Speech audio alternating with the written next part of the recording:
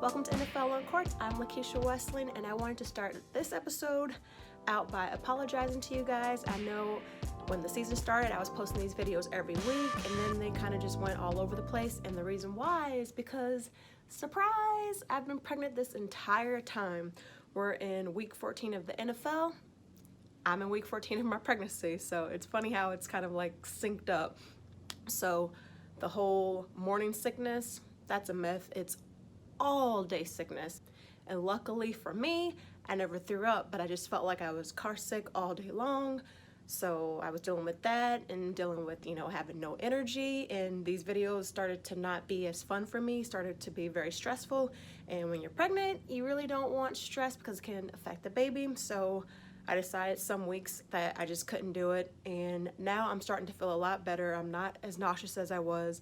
I still don't have as much energy as I normally do, but supposedly that's supposed to pick up soon, so I'm still waiting on that, but I'm starting to feel so much better, so these videos will now get back to normal. And before you say anything, this is non-alcoholic wine, but we'll talk more about that towards the end of this episode, so let's just get straight to some freaking football. Top storyline number one, the Panthers fired Ron Rivera after a 5-7 start. They decided to part ways with the coach. So Cam started off the season injured. He went to injured reserve. We have Kyle Allen stepping up, and now for a minute there, it seemed like the season was going well. Kyle Allen was winning games. It even had some fans thinking, well, maybe this is the future. Maybe we don't need Cam. And then it kind of got back real. And then the final straw was losing to the Washington Redskins. It was embarrassing. So now Ron Rivera is out. Once news spread that he was fired, you had Cam Newton posting on his Instagram story saying that this one hurt deep. You had Greg Olsen also posting about his coach. Everyone's saying the nicest things about him, like he was a player's coach. So it's not going to be a surprise when he gets picked up by another team. And Ron Rivera had a press conference today and even said this: I do believe I will get another opportunity to coach. So let's take a look at teams who are going to be looking for coaches. We already know the Washington Redskins fired Jay Gruden earlier this season. And here are some other names that are in the hot seat this season. You got Jason Garrett, Doug Marrone, Dan Quinn, Matt Patricia, Freddie Kitchens, Pat Shurmur, Adam Gase. All of these coaches are on the hot seat, so there are going to be several teams, and I will not be surprised if one of them picked up Ron Rivera because he has quite an impressive resume. Top storyline number two, Eli Manning might be back. Giants coach Pat Shurmur said that rookie quarterback Daniel Jones suffered a moderate high ankle sprain and that it is very likely that Manning will be playing on Monday night when they take on the Eagles. So the Giants' chances of making the postseason is over. So why would you risk your future quarterback with the injury? Just put Manning out there to finish the rest of the season. Now, this could be his last season ever as a Giant. Top storyline number three. Dallas Cowboys. What is Jerry Jones doing? Is he going to fire Jason Garrett, or is he going to wait till the end of the season? Listen to this quote and you tell me what you think this sounds like.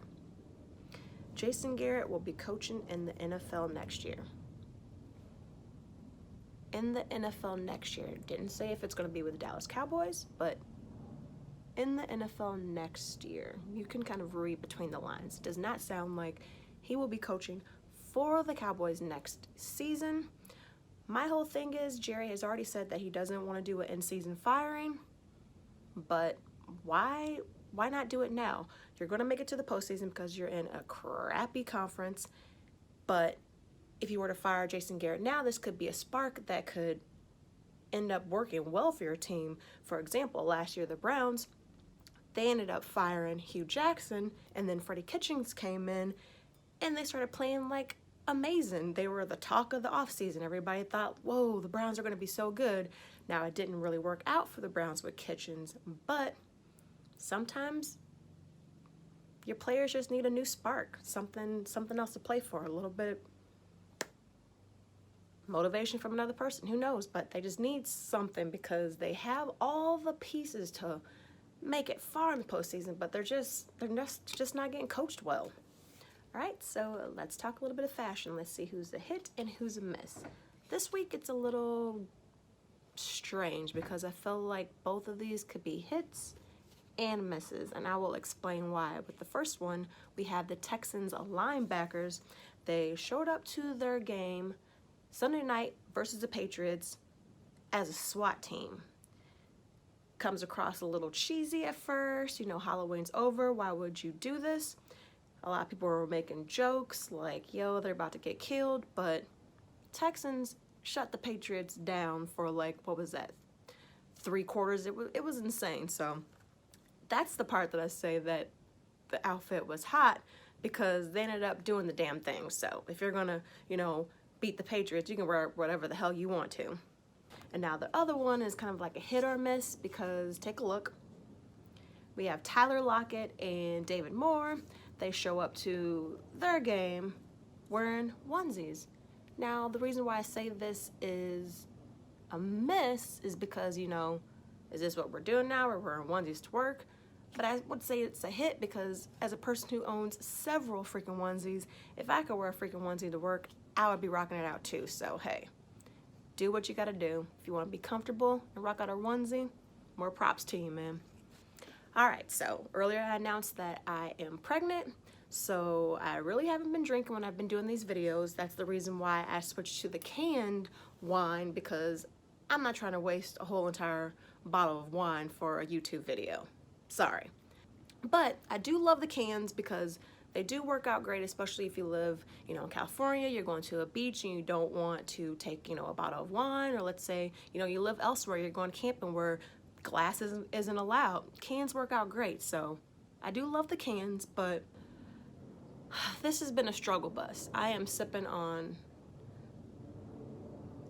Chardonnay that's not real wine, and it has been a struggle trying to find wines that actually taste decent. This one, it's not as bad as some that I've tried, because I really just want to find a red wine with no alcohol that actually tastes decent, and I have not found that yet. So women that have had kids and you know of anything, please let me know if there is a non-alcohol wine that you want to suggest for me. Please, I'm struggling. I actually have found a champagne that's actually really good. It has like a cork top, it pops and everything. Like, it tastes just like champagne, like it's crazy. But as far as wine, it's been a struggle bus. So I need some help. Send some suggestions my way, please. Well, that is a wrap. Thank you so much for watching. Be sure to hit subscribe, and see you next time. Cheers.